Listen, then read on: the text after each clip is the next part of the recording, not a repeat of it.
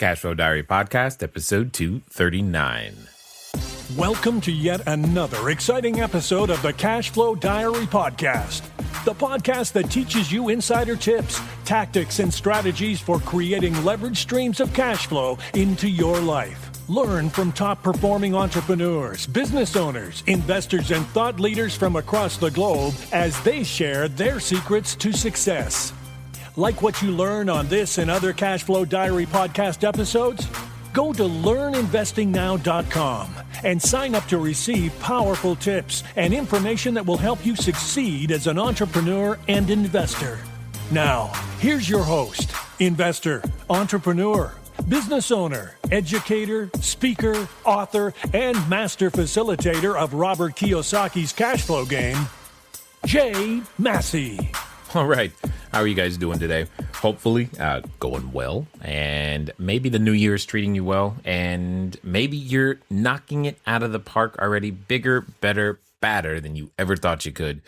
I know some great things are happening over here, and we're watching and witnessing a number of people changing and growing right before our eyes. And this is one of those times where you can take advantage of that energy, give yourself the excuse to be someone different, simply because, well, everyone else is doing it. It's kind of popular right now. So go out there, write some more offers. That's definitely something that I want to make sure that you're doing. You have measurable actions toward these goals of earning more money, getting involved in real estate, not just learning and listening. That's definitely part of it, but you also must take some action. So with that being said, one of the things that I want to remind everybody doing is that if you want, you can go back and listen to some of the other episodes that we've been doing so far this year. Why? Because we're still going through the 8 things to give up, right? You made some New Year's resolutions, and we have 8 things that we've been talking about to give up. What are those 8 things? Doubting yourself, negative thinking, fear of failure, criticizing others, negative self-talk, procrastination, fear of success, and people-pleasing. So today is going to be all about you giving up criticizing others.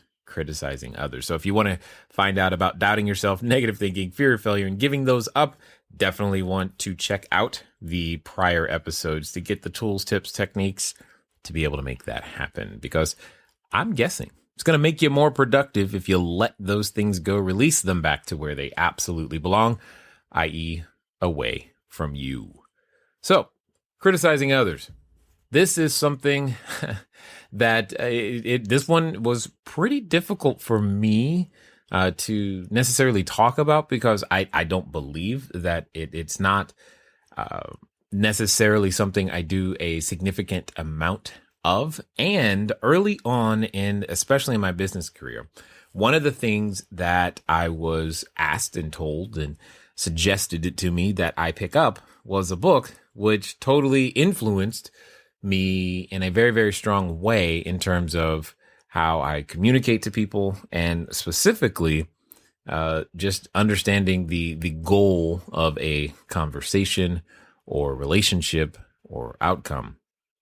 And by following these ideas and things inside the book, I think it helps more to be, well, more productive at the end of the day. So I know you're probably wondering what's the name of the book. It's How to Win Friends and Influence People, Dale Carnegie book. It's Carnegie. What did I say? Anyway, you'll look it up. You'll know. You get the point. It's How to Win Friends and Influence People. Here's the point. The major point of that book is, in a lot of ways, no matter what you're saying, you're going to influence people, right? And you can choose how you wish to influence them. You can influence them for good. You can make them, people often say things like, they don't care how much you know until they know how much you care, right? Those types of things. And that's something for us to be aware of as entrepreneurs, because one of the things that we're doing all the time is communicating our beliefs, thoughts, habits, ideas, and etc. to many other people. And well, occasionally not somebody is going to believe what you believe and walk the same walk and talk the same talk as you. And you know what? That's perfectly okay.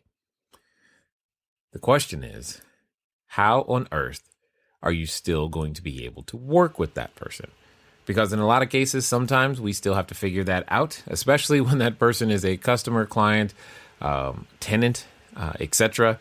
I mean, could you imagine if you had to require all of your tenants to believe what you believe and work, agree with you and all these things? That, I mean, you probably have a lot of vacancies, right? And we don't want that. What about the team members? Same thing. You've got to figure out a way to work with those that are different than you. And I promise you that criticizing them is not the way to go. Not the way to go. So to put this particular episode together, it was a challenge because I had to do lots of actually reading and research and going, okay, why do we criticize others? What is the point of that anyway? Because it, for me, it seems very useless. It doesn't move a lot of things forward. And so I choose not to invest a lot of time doing it at the end of the day. And I want to focus most of the time looking for solutions.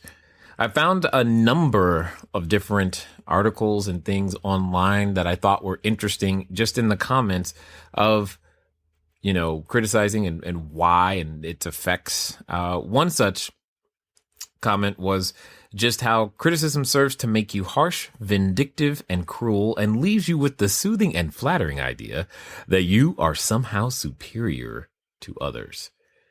That's an interesting standpoint because I know it's going to sound crazy, but I think real estate investors specifically are hyper guilty of what I just said. So I'll say it again.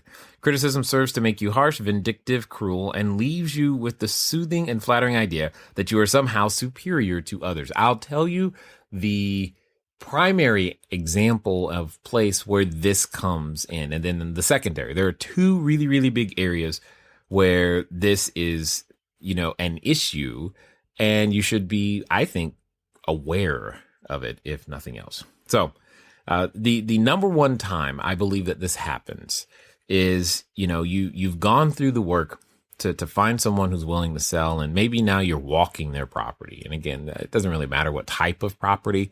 You're walking the property. That's part of the process, right? You're going to go look at the property and make sure, it's quote unquote up to snuff or whatever. But typically what happens is that you are looking for what's wrong with it. And that's fine. You can look for what's wrong with it. Indeed, you should at this point. I have no problem with that. The challenge is what comes out of your mouth to the seller when they're present. Because ask yourself this. When you are selling a property, or when someone's selling a property in general, what emotional state do you think they are in? For example, do you think they're, feeling strong and confident at that moment? Is there a problem in their life going on? Is it a life event? I mean, how confident and strong do you feel when you're experiencing a life event or some sort of challenge? And the thing to really hone in on is that at that moment, they may not feel very confident or strong and possibly even so far as to say weak because they're having to sell this property.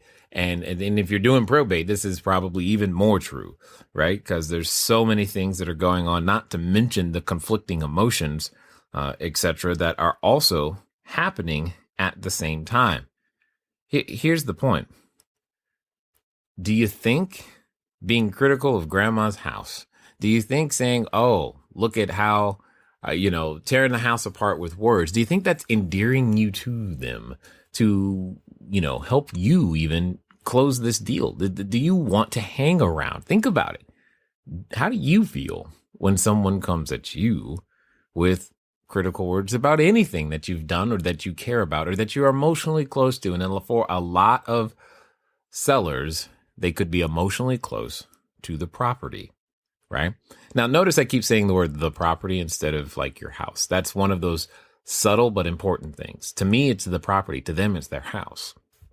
And you want to do your best to not talk bad about the property because they might actually take that as a personal offense. And I don't think that's going to help you at the negotiating table. And it's definitely not going to help when you start asking for things like seller financing or low downs or when you're asking for low escrow, if any escrow deposits, right? You're not setting yourself up in order for them to feel Like, yeah, I want to allow this person to help me by attempting to put yourself in a superior position and or prove how much you think you know.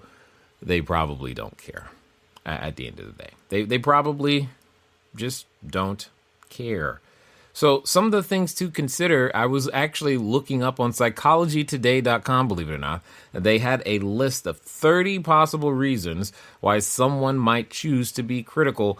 And I find it interesting. Obviously, I'm not going to read all 30, but if you want to go look it up, you can. It's the 30 most common reasons people might criticize you. And then it says, and 14 questions to ask yourself before you strike back.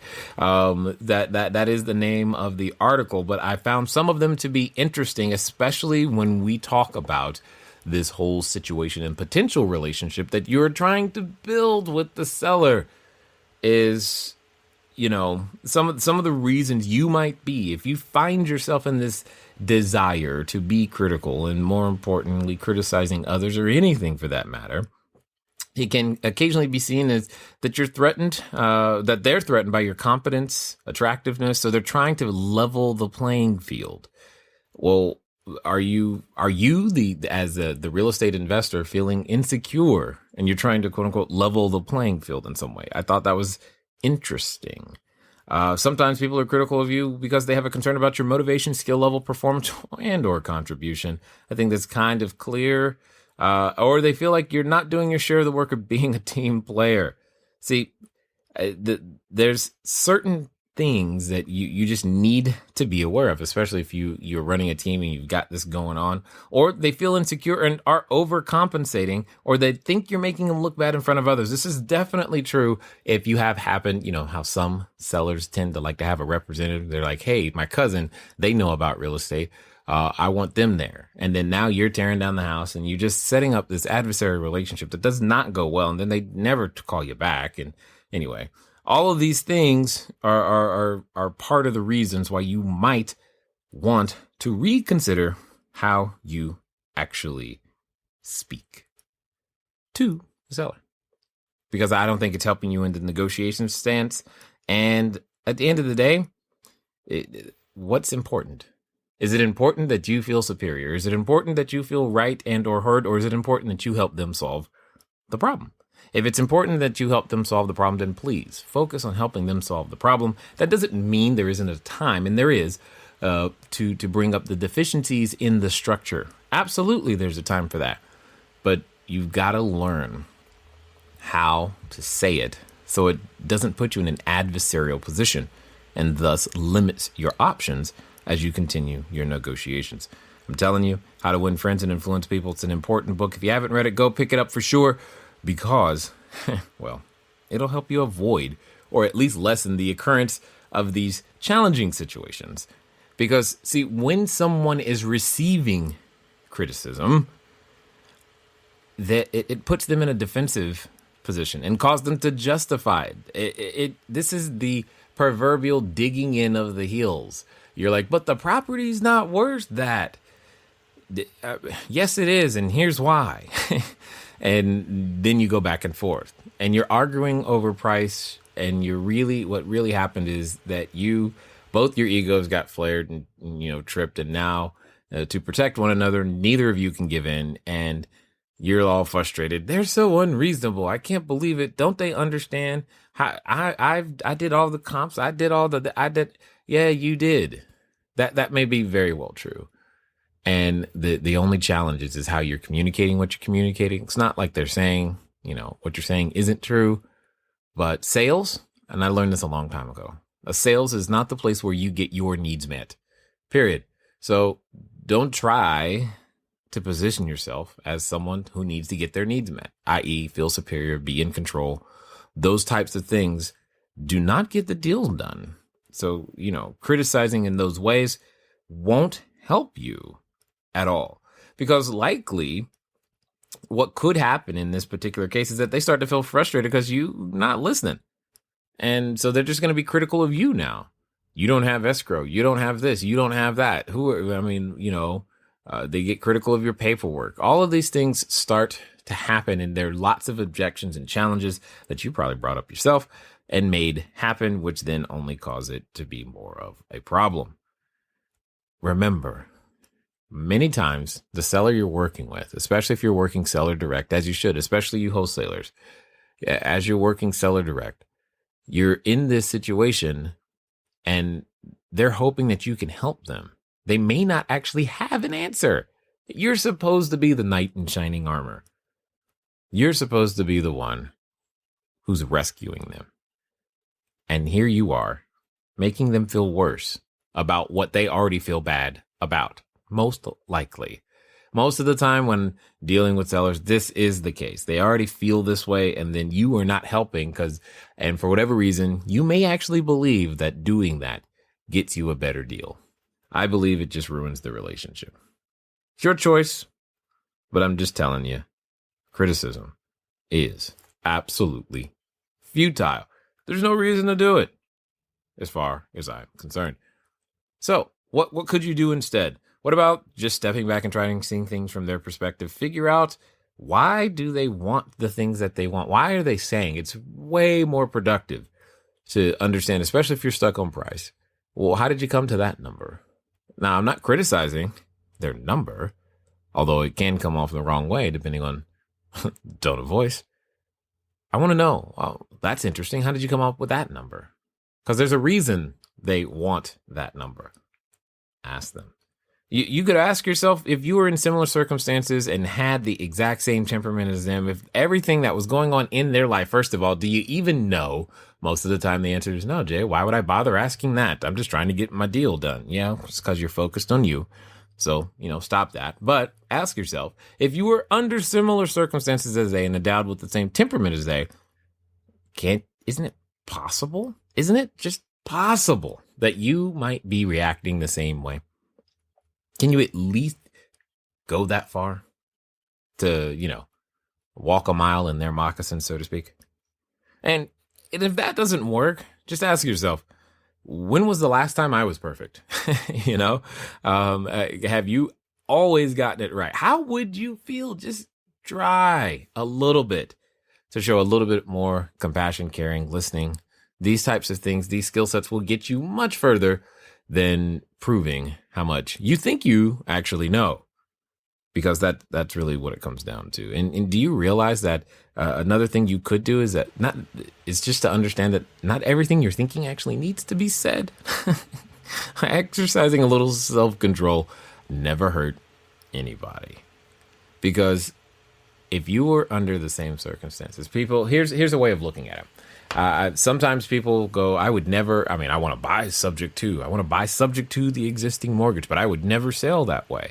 Well, I disagree strongly, because if you were in that position, if life situation was what it was, and that was the only way you could get rid of your pain, you would do it, because you would choose to alleviate the pain. When the pain's big enough, often we decide with different centers of our brain, different pieces of our brain, we make decisions that we might not have otherwise made. The point is, you're looking for relief, and someone comes to you with something that is subject to, even though you understand that you're still going to be responsible for the debt, and they're going to be on title, and all these other things, you would do it if the pain was bad enough. And your seller, the very person whose house, you know what? They probably should have painted. Yeah, they probably should have covered up the wall or the holes. Yeah, they probably should have, fixed the cabinets. Yeah, they probably, and it's not like they don't know, they're very well aware. They could be very well in the back of their head going, God, I please hope they make an offer. In fact, they probably are.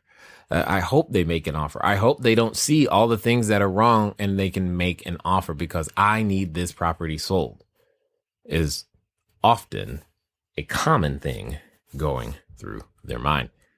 But are you brave enough to ask and find that out and actually come alongside them and help them solve their problem? Why are you expecting them to be perfect? I don't know. Criticizing other people doesn't help, because no one's perfect. Not even you. Yes, you arguing with me in your head right now. Yes, you. That little voice that's saying, you don't know me. You're right. I don't know your name, but I know this. No human is perfect. Not even you. So give them a break too. whomever you are talking to, not just your seller, maybe it's your spouse, whatever it is. Criticizing others isn't going to get you to the goal. You're trying to have a great relationship with somebody. I promise you, criticizing them is likely the worst thing you could do. See, one of the things you could do instead is to try to take responsibility for it. And a way you can do this in negotiations, which I think is awesome because it often gets you exactly what you're looking for, is, let's say there's some deferred maintenance, or maybe there's, something that the seller should have fixed, an electrical problem. It doesn't really matter what it is. There's something that's like, I see a big problem here. And you're thinking, man, that's going to cost me a lot of money to fix. And, they already want too much money for this house. All right, so let's get a little bit more creative. So here's a very, very simple strategy. Very simple, hyper simple. Anybody can do it. You can do it, and it will get you a better deal.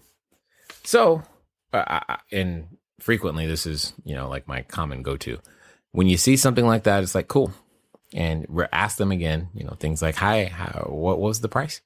Or what were you looking to get? Okay, and how did you get to that number? Okay, so here's what I'm thinking. I think we can get you to that number, but here's my challenge.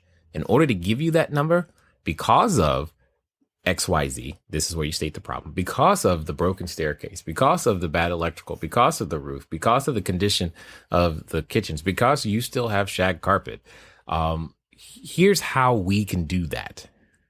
Here's option 1, option 2, option 3. And then you give them option 1, 2, and 3. So did you hear how I did that? I didn't actually say, oh man, look at that rug. That sucks. I'm not going to be able to pay you what you want. I didn't do that. They know the rug is bad. That's not a secret.